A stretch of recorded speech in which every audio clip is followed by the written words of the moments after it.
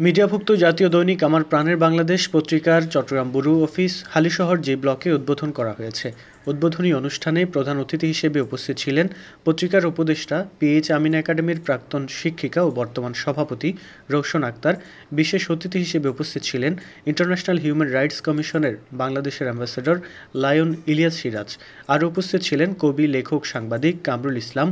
অনুষ্ঠানে সভাপতিত্ব করেন দৈনিক আমার প্রাণের বাংলাদেশের চট্টগ্রামের ব্যুরো প্রধান আসাদুজ্জামান এবং সঞ্চালনা করেন পত্রিকার সিনিয়র সাংবাদিক আমিনুল হক রিপন।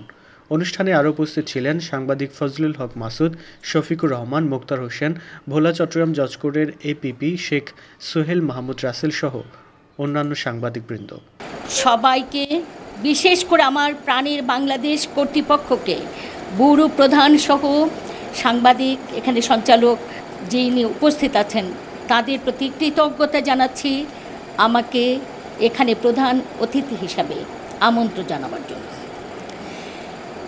আমি প্রথমেই বলেছি আমি পুলকিত, আমি আনন্দিত। এই আনন্দ হচ্ছে এই জন্যই যে এটি একটি পত্রিকা কার্যক্রম। একটি পত্রিকা, যে কোনো প্রচার মাধ্যম, এগুলো হচ্ছে জাতির বিবেক। মানুষ সৃষ্টির শ্রেষ্ঠ জীব, সেই শ্রেষ্ঠত্ব অর্জনের জন্য যেগুলো সর্বাগ্রে প্রয়োজন সেটি হচ্ছে মানবিকতা, মনুষ্যত্ববোধ, আদর্শ। সেই মানবিকতা, মনুষ্যত্ববোধকে জাগ্রত করবার জন্য পত্রিকার কোনো বিকল্প নেই। আমাদের সাংবাদিক ভাই বোনেরা, বন্ধুরা এই দিকগুলোকে বিশেষভাবে সামনে রেখেই আমি মনে করি সত্যিকার সাংবাদিকতা বলতে যা বোঝায় সেই দিকগুলোকেই ওনারা প্রধানত গুরুত্ব দিয়ে তাদের লেখনীগুলো ধারণ করেন এবং লেখার কার্যক্রম চালিয়ে যান। পত্রিকায় সেই দৃষ্টিকোণ থেকেই লেখাগুলো স্থান পায়। পত্রিকায় স্থান পাবে সেই ন্যায়ের কথা, সত্যের কথা, আদর্শের কথা, ইনসাফের কথা, যেখানে মানুষ নিপীড়িত হবে না, নির্যাতিত হবে না, মানুষ লাঞ্ছিত হবে না, যেখানে দেশ প্রেমে মানুষ উদ্বুদ্ধ হবে, দেশকে ভালোবাসবে, দেশের মানুষকে ভালোবাসবে। কবি লেখকেরা এই কথাগুলো বলে গেছেন যে গাধারে সাজাও যদি গড়ে তসরে, তবু গাধা কবে তারে জগতের নরে। বাইরে যতই চাকচিক্যময় দামি কাপড় চোপড় অলঙ্কারে সুশোভিত হোক না কেন, ভেতরটা যদি অন্তঃসার শূন্য হয় তাহলে সেটি হবে নিষ্ফলা, সেটি হবে একেবারেই নিকৃষ্ট, বাজে। অতএব এই জিনিসগুলোর প্রতি আমাদের বিশেষ নজর থাকবে। সবচেয়ে বেশি আমাদের যেই কথাগুলো, আবার আমার পাশে উপবিষ্ট আমার সাংবাদিক ভাইয়া লেখক, উনিও বলেছেন যে আমরা দুজনেই সে ব্যাপারটা আলোচনা করেছিলাম, আবার সেটার মধ্যেই আসছে তার মানবিকতা, মনুষ্যত্ববোধ, আদর্শ। এই কথার ভেতরে আমাদের অনেকগুলো উপাদান আছে, অনেকগুলো উপকরণ আছে, যার কয়েকটি মাত্র আমি উল্লেখ করেছি। আমি আজকের এই দিনে, এই সময়ে আবার সেটার দিকেই একটু নজর দিতে চাই। আমরা এখানে যারা উপস্থিত হয়েছি, ইনশাল্লাহ একদিনে হয়তো আমরা পারবো না, একটু একটু করে আমরা সেদিকে নজর দেই। আমরা আমাদের সন্তানদেরকে অল্প অল্প করে বোঝাই, বড়দের সাথে এভাবে আচরণ করতে হবে, কোথাও সম্মান করতে হবে, শ্রদ্ধা করতে হবে, নিজের আব্বু আম্মুকেও করবে, অন্য বড়দের যারা আছেন ওনাদেরকেও করবে। এভাবে ছোটোদেরকে স্নেহ করতে হবে। এভাবে কথা বললে সেটি বেশি মানানসই হবে। আমরা নেগেটিভ এটা করো না, এভাবে বলার দরকার নেই, এটি বেশি সুন্দর হবে, এটি বেশি মানানসই হবে, এভাবে করলে তোমরা অন্যের কাছে আকর্ষণীয় হয়ে উঠবে। আমরা ইতিবাচকভাবে আমাদের সন্তানদেরকে গড়ে তোলার চেষ্টা করব, সমাজে এই মানসিকতাগুলোকে ছড়িয়ে দেবার চেষ্টা করব। অশুভ প্রতিযোগিতা থেকে, যেই প্রতিযোগিতা আমাদের মনুষ্যত্ববোধকে হরণ করে, যেই প্রতিযোগিতা সমাজে হানাহানি রাহাজানি তৈরি করে, যে প্রতিযোগিতা মানুষকে অন্যায়, অত্যাচার, অবিচারের দিকে ধাবিত করে, এই অসুস্থ প্রতিযোগিতা থেকে বেরিয়ে আসবার জন্য আমি সাংবাদিক ভাই বন্ধু যারা আছেন সবাইকে সেদিকে বিশেষভাবে নজর দেবার জন্য আবেদন জানাবো, আপনাদের প্রতি বিশেষ নিবেদন। সাংবাদিকতার উপর আমি অনেকগুলো প্রবন্ধ লিখেছি, ভেবেছিলাম এই বছর বইমেলা সবগুলোকে একত্রিত করে যারা সাংবাদিকতা আসছে, যারা আগামীতে আসবে, তারা আমার এই বইটা পড়ে তারা অনেক কিছু জানবে হলুদ সাংবাদিকতা, অপসাংবাদিকতা, সাংবাদিকতার ইথিক্স কি, আসলে কাকে সাংবাদিক বলে, সাংবাদিক হলে কি কি গুণ, কি কি বৈশিষ্ট্য তাকে ধারণ করতে হবে, সেগুলি আমরা অনেকেই জানি না। আমরা পত্রিকার সাংবাদিক হয়ে যাই, আর পত্রিকার মালিকরা সাংবাদিকতার ছোট্ট একটা কার্ড গলায় ঝুলিয়ে দেয়। তারপর আমরা নিজকে প্রচার করি, আমি ওই পত্রিকার সাংবাদিক, আমি এই, আমি সেই। আসলে তা নয়। আমাদের এই বর্তমান সমাজ ব্যবস্থায় আমরা এতই অধঃপতন হয়েছে সাংবাদিকদের, আমাদের মনুষ্যত্ববোধের সেই জায়গাগুলো থেকে যতক্ষণ পর্যন্ত আমি আপনি উঠতে না পারবো, ততক্ষণ পর্যন্ত সাংবাদিকতা বলেন, আমাদের সমাজ ব্যবস্থা বলেন, কোনো কিছু হবে না। আমার ইচ্ছে ছিল যে আমি যদিও বলেছে আমাদের ছোট ভাই, আমার খুব কাছের মানুষ, বন্ধু মানুষ, যে আমি একজন লেখক, একজন সাংবাদিক, একজন কবি। আমি ভাবছিলাম আজকে আপনাদের কবিতার চন্দে চন্দে কথা বলে শোনাবো, আমি একজন লেখক হয়ে লেখকের মতো করে কথা বলে শোনাবো, দীর্ঘ সময় নিব, বিভিন্ন বিষয়ের উপর আলোকপাত করব।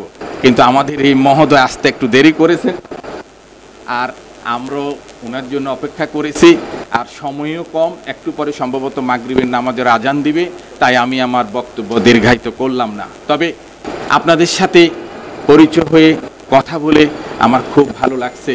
তবে আমি আজকে আমার শিক্ষিকা মায়ের সমতুল্য উনার সামনে এবং উনার সুরে সুর মিলিয়ে বলবো, আমাদের মনুষ্যত্ববোধকে জাগ্রত করতে হবে। আমার হাতে দামি ঘড়ি না থাক, জুতো না থাক, আমার পরনে দামি কাপড় না থাক, আমি সাংবাদিক, আমাকে সে কথাটা মনে রাখতে হবে। আমার কাজ হচ্ছে মানুষের উপকার করা, সত্য কথা মানুষের সামনে তুলে ধরা। আমি যেন ভিন্ন পথে পরিচালিত না হই, সে বিষয়টা আমাদের খেয়াল রাখতে হবে। যদি আমি ভিন্ন পথে পরিচালিত হই, তাহলে সাংবাদিকতার যে আদর্শ, সাংবাদিকতার যে নিয়ম কানুন, সাংবাদিকতার যে গুণাবলী, সেটা থেকে আমি পথভ্রষ্ট হয়ে গেলাম, তাহলে আমি আর সাংবাদিক রইলাম না। কিন্তু এই অবস্থা থেকে আমাদের সাংবাদিক সমাজ, এখানে অনেক সাংবাদিক বসে আছেন, আমি উনাদের তুলনায় একেবারে নবীন, জ্ঞানও নবীন। তারপরও আমি আমার বক্তব্য শেষ করার আগে তাদের উদ্দেশ্যে বলে যেতে চাই, আমরা আমাদের আদর্শে উদ্বুদ্ধ হব, আমরা আমাদের নর্মস, আমাদের গুণাবলী, আমাদের মনুষ্যত্ববোধকে জাগ্রত করে, রিজিকের মালিক আল্লাহ, আল্লাহ আপনাকে রিজিক দেবে, কিন্তু আপনার গুণাবলী মনুষ্যত্ববোধকে জাগ্রত করে সবসময় চেষ্টা করবেন যে আপনি মানুষের উপকার করবেন।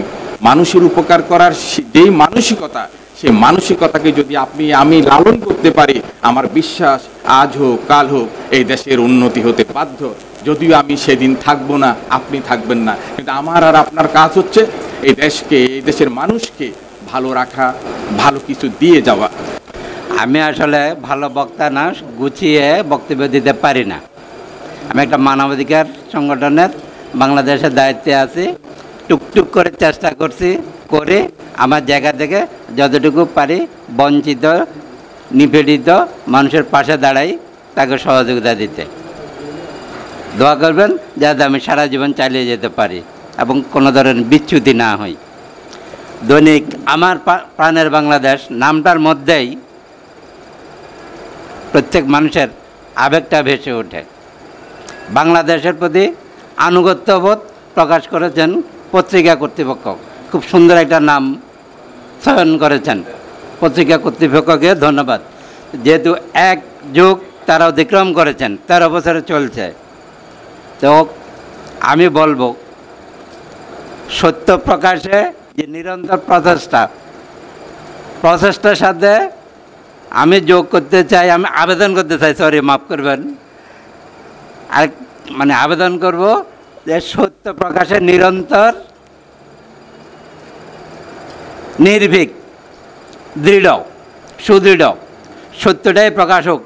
সত্যটা আমার বিরুদ্ধে যাবে যাক, আমার মায়ের বিরুদ্ধে যাবে, আমার বাবার বিরুদ্ধে যাবে, আমার দলের নেতার বিরুদ্ধে যাবে, আমার মালিক, আমি যার চাকরি করি তার বিরুদ্ধে যাবে, যাক, সেটাই সত্য।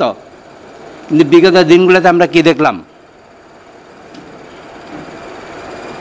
দৈনিক পত্রিকা কিংবা ইলেকট্রনিক্স মিডিয়া, প্রিন্ট মিডিয়া ভিন্ন চিত্র, মুখে বলেছে এক, কাজের বেলায় ভিন্ন। পত্রিকার পরিবর্তে টক শোতে, বিভিন্ন টক শো দেখেছি, প্রত্যেকটা টিভিতে টক শো হয়েছে, দেখা গেল সহ আলোচক আরেকজনকে মারার জন্য তেড়ে আসছে। How dare his! এটা কি সাংবাদিকতা?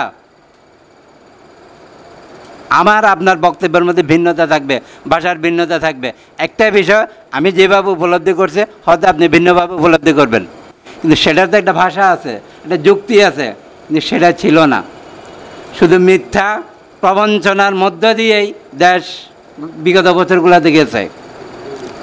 পত্রিকা খুললে, টিভি খুললে দেখি অমুক নেতা এত 100 কোটি টাকা, এত 1000 কোটি টাকা বিদেশে পাচার করেছে। কীভাবে করলো? আপনাদের পত্রিকাগুলো কোথায় ছিল? পত্রিকাগুলো কর্তৃপক্ষ তখন এটা নিউজটা দিল না কেন? এখন যখন পাচার হয়ে গেছে, এখন বলতেছে অমুক এত কোটি, অমুক এত কোটি, কোটি না 100 কোটি, 1000 কোটি। একটা মানুষের জীবনে কত টাকা লাগে? কয়টা বাড়ি লাগে? কয়টা শিল্প কারখানা লাগে? একটা শিল্পপতি 300, 600, 500 বাড়ি বিদেশে, একটা শিল্পপতি বউ বাচ্চা কাজের বুয়ার নামেও লোন। তা আমার দেশের হলোটা কি? সত্য প্রকাশ করতে বাধা দিয়েছিল, টিভিও বন্ধ করে দিয়েছিল, দাম্ভিকতা দিয়ে দেখিয়ে বলেছিলেন যে হাতে টিভি অনুমোদন দিয়েছি সেই হাতে বন্ধ করে দিয়েছি। বেলুনের মতো উড়িয়েও গেছেন।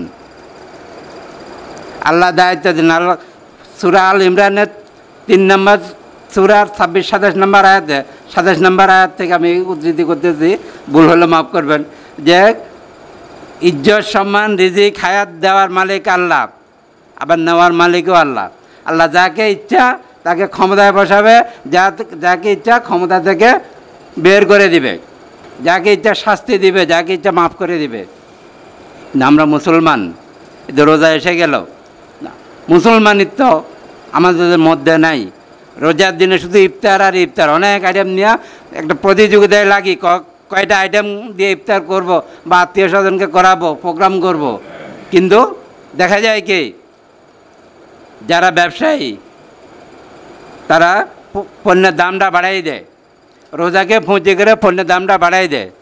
এটা কি মুসলমানের নীতি চরিত্র? এটা না। আমরা আল্লাহর কোরআন এবং রাসূল সাল্লাল্লাহু আলাইহি ওয়াসাল্লামের হাদিস থেকে বহু দূরে, যে কারণে আমাদের বারবার আমরা হেনস্থা হচ্ছে, বারবার আমরা কষ্ট পাচ্ছি। আমি আল্লাহর কাছে প্রার্থনা করব, আল্লাহ আমাদের সবাইকে হেদায়েত দিন, আমরা যাতে সুন্দর পথে অগ্রসর হই, সত্য কথা বলতে পারি। আল্লাহ সবাইকে ভালো রাখুন, সুস্থ। আমাদের প্রধান অতিথি এবং আমাদের রোশন আক্তার ম্যাডাম, আমাদের ভাষামতুল্য, আরও উপস্থিত আছেন আমাদের মানবাধিকার বাংলাদেশের প্রধান, আমাদের বন্ধুবর, এবং আমার পাশে উপস্থিত আছেন বিশিষ্ট সাংবাদিক, এবং আমার সামনে যারা আছেন আমার বন্ধুরা এবং কর্মীরা। আমি একটা কথা বলতে চাচ্ছি, সেখানে এটা হচ্ছে আমাদের দৈনিক প্রাণের বাংলাদেশের আমাদের যে সম্পাদক মামুন ঢাকা থেকে আসতে পারেনি, কারণ হচ্ছে আমাদের একজন সিনিয়র সাংবাদিক আহত হয়েছে, তাকে নিয়ে হাসপাতালে সে ব্যস্ত আছে। সে আমাকে বলেছে যে বন্ধু তুমি যাও, তুমি গিয়ে অনুষ্ঠানটা দেখো, আর সবাই তো আছে, আমি আছি অবশ্যই তোমাদের সাথে, আমি একটু এদিকে থাকি, থেকে ওর চিকিৎসাটা চালিয়ে নেই, সেজন্য আমাকে চলে আসা, নাহলে আমি আর মামুন একসাথেই আসতাম। আমি একটুকু বলতে চাই, আজকে আমাদের আরও অনেক বন্ধুরা এবং আমাদের অনেক সাংবাদিকরা থাকার কথা ছিল। আমারই ব্যর্থতা, যেটা বলবো সেটা হচ্ছে আমার সমন্বয় আরেকটু দরকার ছিল। আমি ব্যস্ততার কারণে হয়তো বা তেমন একটা সবার সাথে কমিউনিকেশন করতে পারিনি। তো আশা করি সামনে আমাদের আরও অনেক বড় সুন্দর একটা অনুষ্ঠান হবে, সেখানে আমাদের সম্পাদক সাহেব থাকবে, আমাদের বন্ধু মামুন এবং বাকি বন্ধুরা যারা আছে থাকবে, এবং সবার মাঝখানে আমাদের ম্যাডাম যা শ্রদ্ধাভাজন, আমাদের উপদেষ্টা, যাকে আমরা সবসময় স্মরণ করব, উনিও থাকবেন, এবং আমাদের মঞ্চ উপস্থিত যারা আছেন থাকবেন। আর বেশি কিছু বললাম না, আমাদের জন্য দোয়া করবেন। দৈনিক প্রাণের বাংলাদেশের আমরা যেন সবাই মিলে সত্য প্রকাশে আরও অ্যাক্টিভ হই, এবং আমরা যেন পিছিয়ে না থাকি। আরেকটা কথা বলবো, ইদানিং ফেসবুকে দেখা যাচ্ছে কিশোর গ্যাং নামের কিছু ছেলেপেলেরা এদিক ওদিক দিনে দুপুরে মারছে, ছিনতাই করছে। আমার মনে হয় আমরা সাংবাদিক যারা আছি আমাদের এইগুলো তুলে ধরতে হবে, আরও অ্যাক্টিভ হতে হবে, প্রশাসনকে জাগ্রত করতে হবে যেন আমাদের মা বোনরা নির্বিঘ্নে রাস্তা চলতে পারে, আমরা যেন জানমালের রক্ষা করতে পারি। আমাদের সাংবাদিকদের হাতে যেই কলম আছে এই কলমের মাধ্যমেই এটা তুলে ধরা উচিত। আমি মনে করি দৈনিক আমার প্রাণের বাংলাদেশ থেকে যারা আছি আমরা সাংবাদিকরা এখানে আমরা আরও অ্যাক্টিভ হব এবং এইসব সংবাদগুলো আমরা তুলে ধরে আমরা তাদেরকে শাস্তির আওতায় নিয়ে আসবো। এই বলে আমি শেষ করছি। ধন্যবাদ।